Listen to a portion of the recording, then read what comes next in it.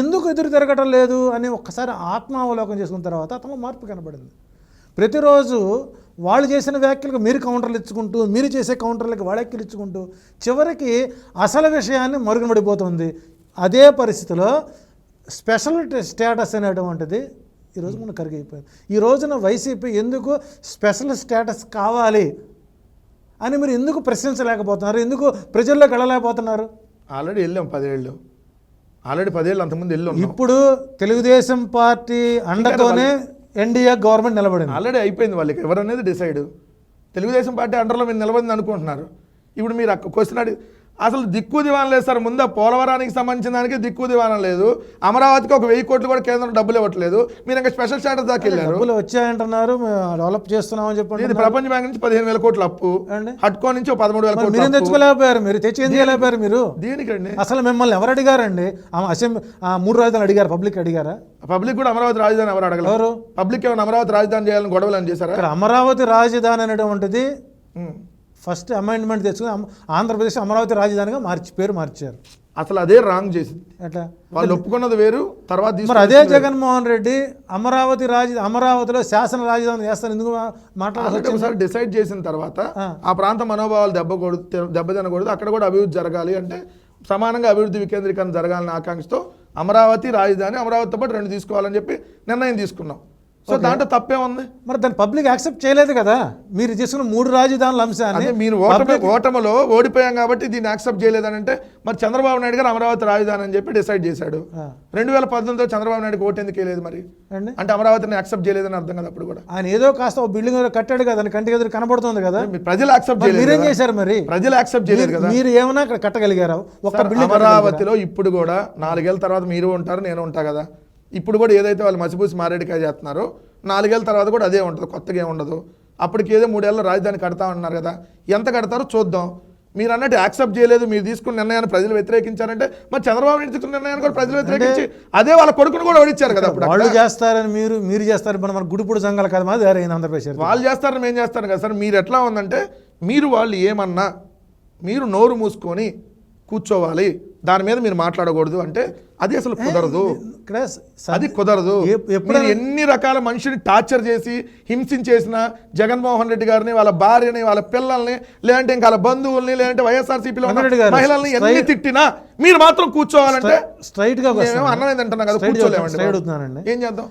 గత 5 సంవత్సరాల్లో ఏ రోజన్నా జగన్మోహన్ రెడ్డి గారు ప్రెస్ మీట్ పెట్టి పబ్లిక్ని అడ్రస్ చేసుకున్నాడా? సరే మళ్ళీ మీరు నేను ఇందాక అడిగిందని నేను చెప్పా. ఏమని చెప్పింది? పబ్లిక్ని అడ్రస్ ప్రతి కార్యక్రమంలో జగన్మోహన్ రెడ్డి గారు పబ్లిక్ని అడ్రస్ చేశాడు. ఏది ప్రతి సంక్షేమ కార్యక్రమంలో ఒక ప్రెస్ మీట్ పెట్టి ఉండకపోవచ్చు, మరి ఆ కార్యక్రమాలు ఏంటి అన్ని పబ్లిక్ లో అందరూ అన్ని టీవీలు లైవ్లే కదా. మరి ఇప్పుడు గంటల తరబడి చేయాల్సిన అవసరం వచ్చిందండి సార్. ఆ రోజు మేము అసెంబ్లీ ఉన్నాం, ఈ రోజు 2 అసెంబ్లీకి లేము. లేనప్పుడు ఏంటంటే అసెంబ్లీ లేం కాబట్టి ఖచ్చితంగా ఆ జరిగేటటువంటి అంశాలని పబ్లిక్ అడ్రస్ చేయాలి. 2 అప్పుడు మేము ప్రతి కార్యక్రమం పబ్లిక్లోనే ఓపెన్ చేసాం. ముఖ్యమంత్రిగా పబ్లిక్లో ఓపెన్ చేసాం. సమీక్షలో అన్ని పబ్లిక్ రీచ్ అయ్యాయి. 5 సంవత్సరాల జగన్మోహన్ రెడ్డి పాలనలో మనకు ఒక సెక్రటరీ ఉంటుంది, మనకు ఉంది. ఈ రోజున వెళ్ళారు ఆయన సెక్రటరీకి. మంత్రివర్గ సమావేశాలు జరిగినాయి అక్కడ, సెక్రటరీలో మీటింగ్లు జరిగినప్పుడు మీ ప్యాలెస్లో అంటున్నారు కదా, మీ ప్యాలెస్లోనే జరిపారు అంటున్నారు కదా పబ్లిక్. ఇప్పుడు వాళ్ళకి మా ప్యాలెస్లా లేదంటే వాళ్ళ పూరి గుడిసెలు లాడ్జ్ల తర్వాత మాట్లాడదాంలే. కానీ అంటే తెలంగాణలో ఒక ముఖ్యమంత్రి కేవలం ఫామ్ హౌస్కి పరిమితం అయితే పక్కన పెట్టారు. మీరే జగన్మోహన్ రెడ్డి గారు సచివాలయంకి వెళ్తుంటే అదేంటి పరదాలు కట్టారు అనేది రాసేది మీరే, చెప్పేది మీరే. జగన్మోహన్ రెడ్డి గారు కదా అమరావతి మహిళలు నిరసన తెలియజేస్తున్నారు సెక్రటరీకి వెళ్తే అని మీరే అంటే ఎవరైతే అడుగుతున్నారో వాళ్ళు ఓకే రైట్ అనేది వాళ్ళే, మళ్ళీ వెళ్ళటలేదనేది వాళ్ళే. వెళ్తేనే కదా నిరసన తెలియజేశారు లేదని రాసింది మీరు. వెళ్తేనే కదా సెక్రటరీలో మంత్రివర్గ సమావేశాలు యాడ్ జరుగుతాయి. సెక్రటరీలో జరిగినాయి, ప్రతి నెల మంత్రివర్గ సమావేశం జరుగుతుంది. 2 సెక్రటరీలో మీటింగ్లు అనేక జరిగినాయి.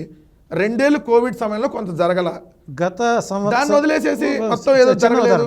తెలంగాణలో రేవంత్ రెడ్డి గవర్నమెంట్ స్టార్ట్ అయిన తర్వాత, కాంగ్రెస్ వచ్చిన తర్వాత 365 రోజులు పాలనలో 252 రోజుల పాటు రేవంత్ రెడ్డి ప్రతిరోజు సెక్రటరీకి వెళ్ళి ఆయన సమీక్షలు జరుపుతున్నారు. అధికారులు పబ్లిక్ అందుబాటులో ఉన్నారు. అవునా?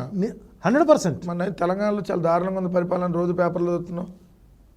తెలంగాణలో మొత్తం అయిపోయింది, జిఎస్టీలు అడుగుతుంది రాష్ట్రం, నేను అసలు ఏం జరగట్లేదు. మీరు మీరేమో రెండు ఇప్పుడు రోజులు అందుబాటులో ఉన్నారు. నేను అన్నప్పుడు ఆన్సర్కి మీరు ఆర్టీఐ అప్లై చేసుకొని తీసుకొని 255 డేస్ ఏం చేయాలి సార్? 360 రోజులు కూర్చున్నాడు అంటే పబ్లిక్ కాదు సార్, 365 రోజులు కూర్చున్నాడు.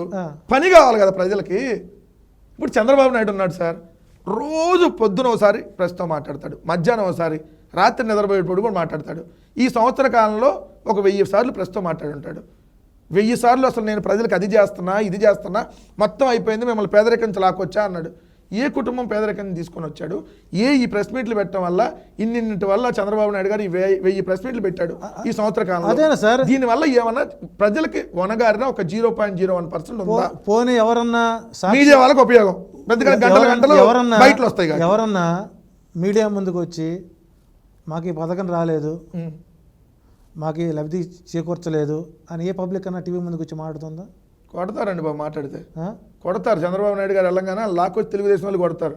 అంటే గతంలో వైసీపీ గవర్నమెంట్లో మీడియా ముందుకు వచ్చి మేము జగన్కే ఓటేస్తున్నాం, మాకు ఇన్ని పథకాలు వచ్చాయి, ఇంత లబ్ధి పొందింది అని చెప్పినట్టు పబ్లిక్, సోకాల్డ్ పబ్లిక్ ఎవరైతే ఉన్నారో వారు భయపడి చెప్పారంటారా, లేకపోతే పథకాలు వచ్చాయని చెప్పుంటారు? మరి ఆ ఓట్ బ్యాంక్ ఏమైంది? సింగిల్ గానే 40% వైఎస్ఆర్ కాంగ్రెస్ సిద్ధం సభలకి కొన్ని వేల మంది వచ్చారు, ఆ ఓట్ బ్యాంక్ ఏమైంది? ఆ ఓటర్లు ఏమైపోయినారు? చెప్పాను కదా సార్, మీరు ఫోన్ ఇప్పుడు ఆఫ్ చేసి ఉందాం, ఇది ఆఫ్ చేసే ఉంటుంది. ఆఫ్ చేసిన తర్వాత ఛార్జింగ్ పెరిగిద్దా తగ్గిద్దా? అండి ఛార్జింగ్ పెరగదుగా. దాని చాలా ఉన్నాయి, డిస్కస్ చేస్తే ఒక గంట. దాని మీద ఎందుకు ప్రూవ్ చేసుకోలేకపోయారు మీరు? 45 రోజుల్లోపు దాన్ని తగలబెట్టకూడదు వీవీప్యాట్లు. కానీ ముందే మన ఈవీఎం ముఖేష్ కుమార్ ఎవరో ఒకళ్ళో ఇద్దరో ముగ్గురో వెళ్ళారు ఎలక్షన్ కమిషన్కి. 175 111 మందిని పోతే మిగతా వాళ్ళందరూ ఏమయ్యారు? మీరు అన్నట్టుగా ఏంటంటే 11 మంది కాక మిగిలిన వాళ్ళందరూ వెళ్ళాలి లెక్క ప్రకారం. మరి వెళ్ళాలిగా. మరి ఇప్పుడు అప్పుడున్న సిచ్యువేషన్స్ వేరు ఉంటాయి సార్. ఎట్లా అంటే ఒకసారి ఓటమి రాగానే, అది కూడా ఒక దారుణమైనటువంటి ఓటమి కనపడ్డాక మీరు అందరూ ఎందుకు బ్లెండర్ మిస్టేక్ చెప్పమంటారా? చెప్పాను కదా, ఒక యూనియన్ అలా ఉంటుంది. కౌంటింగ్ అయ్యే వరకు మీ ఎమ్మెల్యే కంటెస్టెంట్లు ఎంతమంది కౌంటింగ్ హాల్ ఉన్నారు చెప్పండి. కాదండి, ఇప్పుడు ఎట్లా ఉంటుందంటే ఒక నియోజకవర్గంలో అక్కడ ఉన్నటువంటి పరిస్థితులు ఎలా ఉంటాయి, ఎన్ని బూతులు, ఎన్ని కౌంటింగ్లు, అదే ఎన్ని రౌండ్లో కౌంటింగ్ జరుగుతుంది, జరిగినప్పుడు వాళ్ళకి మెజారిటీ ఎలా కనపడుతుంది అన్నప్పుడు ఏంటంటే ఆటోమేటిక్గా వచ్చేస్తారు. ఎందుకు? ఇంకా దాని తర్వాత కూడా రాదు అని లెక్కలో. ఎందుకు రాదని అంటే అక్కడే తేడా జరిగిపోయిందని అర్థమైపోతుంది. ఏది ఇప్పుడు మొదటి రౌండ్ అయిపోయేటప్పటికి 5,000 మెజార్టీ, రెండో రౌండ్కి 15,000 మెజార్టీ అనగానే సంథింగ్. మూడో రౌండ్కి బయటకు వచ్చేసరికి ఏమవుతుందంటే అక్కడ ఓటింగ్ కంటే పోలింగ్ శాతం ఎక్కువ చూపించారు వాళ్ళు మీకు. పోలింగ్ శాతం కాదు, దాంట్లో ఏంటంటే ఇక్కడే తేడా జరిగిందని అర్థమైపోయింది. ఎందుకు? మెజార్టీలు చూస్తే వెళ్ళిపోతున్నాయి అంటే సంథింగ్ తేడా జరిగింది, ఇంకా అది ఉన్న ఉపయోగం ఉండదు అన్నప్పుడు కొంతమంది వెళ్ళిపోయి ఉంటారు. అది కరెక్ట్ కాదంట నేను. సార్ ఇప్పుడు ఒకటి మనం ప్రతి దాన్ని మనం ఒక టార్గెటెడ్గా వెళ్తే ఈ చిన్నది కూడా మనకు పెద్దలానే కనపడుతుంది. కానీ అక్కడ ఉన్న పరిస్థితులు ఏంటి, దానికి వల్ల ఉండటం వల్ల ఉపయోగం ఉంటుందా లేదా? ఇప్పుడు ఉంటుంది 30,000 మెజార్టీ వచ్చేసిందండి మూడు రౌండ్లకి. ఒక 8 రౌండ్లో కౌంటింగ్ అయిపోయింది అనుకుందాం. ఇంకా అది పెరుగుతూనే వెళ్తుంది. ఇంక తర్వాత నష్టం ఏంటని అలా కొంతమంది ఏంటంటే అప్పుడు ఉన్నటువంటి ఎటు ఓడిపోతున్నామని బయటకు వచ్చేసేవాళ్ళు ఉంటారు. సో దాన్నే మనం పెట్టి ఎందుకున్నారు అంటే ప్రతిదాన్ని మనం చెప్పాలంటే 175 నియోజకవర్గాల్లో ఇలా బయటకు రావడం వలన ప్రతిపక్ష హోదా కావాల్సిన కొన్ని సీట్లు కోల్పోయారు అనేటువంటిది కూడా టాక్స్ ఉంది. అయ్యి ఉండొచ్చేమో 10 ఓట్లు 5 ఓట్లు. ఒకటి ఒక్కొక్కళ్ళు ఒక రకం ఒపీనియన్ సార్. నేను ఎట్లా చెప్తా, 5 కోట్ల మందికి ఒక్కొక్కరికే 4-5 రకాల అభిప్రాయాలు ఉంటాయి. 5x4 వేసుకుంటే 20 కోట్ల అభిప్రాయాలు నేను ఎక్కడ విశ్లేషణ చేయగలుగుతా? వాళ్ళు అది అన్నారు, నేను దాని మీద విశ్లేషణ చేయను, వీళ్ళు ఇది అన్నారు, దాని మీద చేయను. సో మాకున్న మెజారిటీ ఒపీనియన్ బట్టి నేను మాట్లాడగలుగుతా. సో ఓటమి గెలుపు అసలు ఏం జరిగింది. మిథున్ రెడ్డి ఉన్నాడు, ఈజ్ ఏ గుడ్ ఎడ్యుకేటెడ్. ప్రతి అంశాన్ని జగన్మోహన్ రెడ్డి అడ్రస్ చేయకుండా ఒక మిథున్ రెడ్డి, మేకపాటి ఆయన మన చేదాడిపాడు మంచి వ్యక్తి, బొగ్గన రాజేంద్ర ప్రసాద్ రెడ్డి, కొంతమంది ఉన్నారు. వాళ్ళు ఎలాంటి అంశాన్నైనా కూడా కూలంకషంగా పబ్లిక్కి అందించేటువంటి స్పోక్స్ పర్సన్స్. తెనాల్లో జరిగినటువంటి సంఘటన అసలు అది మానవీయ కోణంగా తప్పది. దానికి ఈ నెల సంవత్సరం ఉందంటారా? ఇప్పుడు నేను అదే చెప్తాను. మీరు అన్న మిథున్ రెడ్డి గారు అడ్రస్ చేసే అంశాలు మిథున్ రెడ్డి గారు చేస్తున్నారు, బొగ్గన గారు అంటే ఇక్కడ అంటే